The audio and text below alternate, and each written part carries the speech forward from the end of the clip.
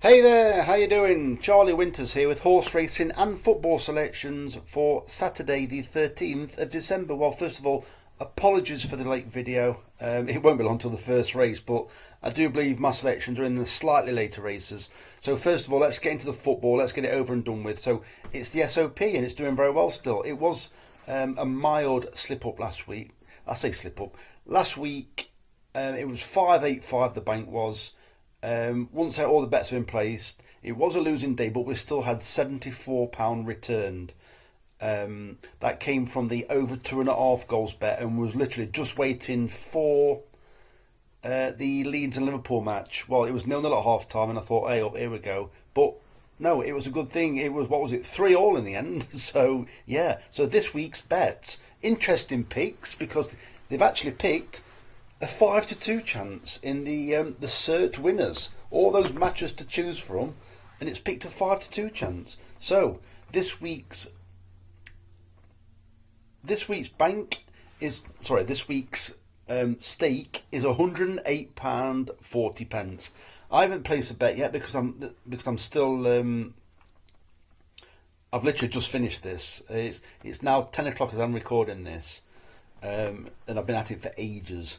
So the cert winners. So don't get confused by what it says. It's a £37.94 treble. Burton to beat Wickham. That is the 5-2 chance. Burton are not the favourites. Burton are 5-2 to beat Wickham. Bradford City to beat Reading, and Crawley Town to beat Oldham. Crawley Town has 6-4 chances. So for some odd reason, it's picked some quite big prices this week. To be fair, it's not been doing that well. The cert winners hasn't. It's been more the both teams to score. Well, both teams to score result, both teams to score, and also over 2.5 goals. That's kept the thing ticking over. So the next bet is it's a £32.52 both teams to score treble. Stoke versus Swansea, Plymouth versus Rotherham, and Cardiff versus Doncaster. The next one is it's a Trixie, so you want £16.26 to be staked via a Trixie. So what I would do is just keep putting. In fact, it says it's a £4.06 Trixie. AFC Wimbledon to win and both teams to score. Wrexham to win and both teams to score. And Grimsby to win and both teams to score. The next one is. This is in total on the overs goals. It's £21.68 stake, but that's split between £16.26 on over 2.5 goals, and the matches are Stoke versus Swansea, Cardiff versus Doncaster, and Liverpool versus Brighton. And then there's a £5.42 treble on over 3.5 goals, and it's the same matches: Stoke v Swansea, Cardiff v Doncaster, and Liverpool versus Brighton. So that's it for the football. There's two bets on the horses. They're both lucky 15s, I believe. So this one here, you are looking at 4 selections. They are all ridden, and then it said driven. They are all ridden by Paul Mulrennan. I think every single one of his chances today, rides, have all got chances. So the horses are as follows. So it is Sea Legend in the 3:05 at Newcastle. JM Jingree in the 4:45 at Newcastle. Jamaican Storm's most interesting for me. Take a look at it yourself in the 6:15 at Newcastle. And then finally in this bet is Yasser at 3-1 in the 6:45. All I've had in this bet is 50p each way singles and 10 pence each way. Lucky 15. Call that right, won't it? So I'm just going to scroll down and I'm going to give them in the same format. It's easy to see than to see the bets that I've actually had.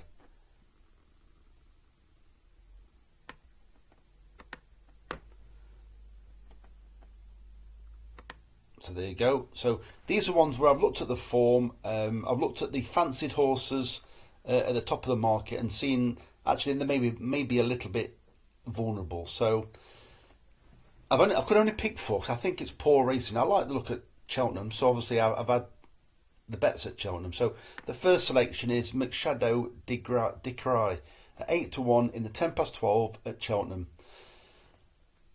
the fact this has come over from Ireland, it's in the Million and Mine partnership. It's not the strongest of race. Don't get me wrong. The two at the head of the market have got by far the strongest form.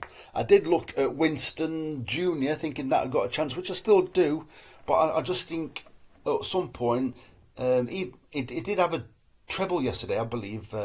Nick Henderson did. He hasn't really got going just yet, but he doesn't normally send bad horses to Cheltenham, so he must think a little bit of this one, you'd have thought. I'm not a fan of Nico Boinville one bit, so, but he takes the ride. It's got nothing really to do with Constitutional. It's just for the fact that he never seems to ride a winner for me. So, and I'm not really too keen when I see him in interviews either, to be fair. Seems very full of himself.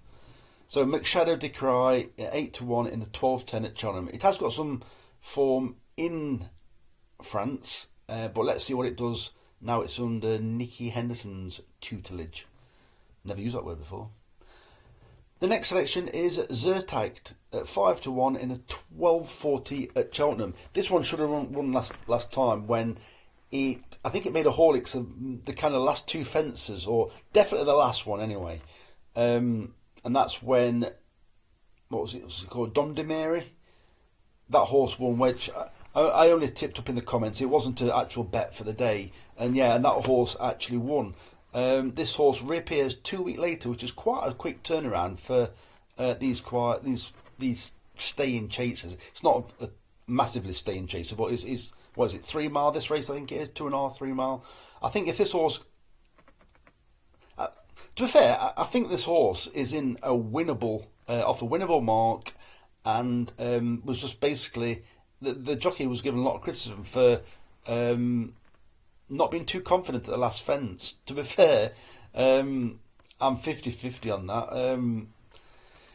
I just think in this race it can make amends by winning. It's 5-1, and I think it's in really good form. The next two are outsiders, which I think have got chances. Take a look at them for yourself. So the first one is Georgia Girl at 18-1 in the 1:15 at Cheltenham. This one is trained by Peter Hobbs. Was it Peter Hobbs? Philip Hobbs? I'm not even sure which one it is. And whoever is training within that, is it that Sean Murray? I can't remember who it is, to be fair. It doesn't really matter, does it? So this horse was third favourite behind the actual favourite in this race. There was 3 horses that finished behind the winner last time. So the winner of the race last time is the favourite for this race. Then there was 3 horses that ran behind it. Georgia Girl was one of them.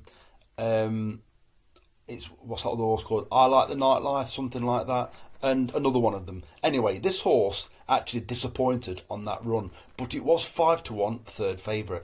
I just think that Kempton may not have suited it. It wants probably a more galloping track like Cheltenham, and I just think it was slightly fancied that day. Ran probably too bad to be true. Not terrible, but I just really don't think Kempton suited it. And I think it's far too big a price. The fact that they're willing to reoppose all those horses again.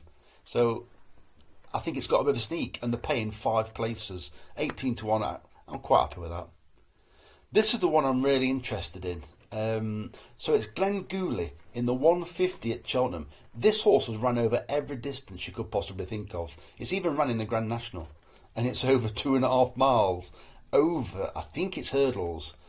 So this horse, I think it was last time when I tipped it, I said it did look like a bit of a plot. Well, I think it was, but they just sent to go for home a bit too soon, in my opinion. It still finished the race pretty well, but I do think it's a very dangerously handicapped horse. Not quite sure how they're going to ride it. But the interesting thing is, this horse is 22-1. It's the outside of the lot. But this is the interesting thing. It's got Sean Bowen on board. Interesting. I think Faye Bramley is going to be one of those trainers who keeps popping up in some big races with like these very well handicapped horses.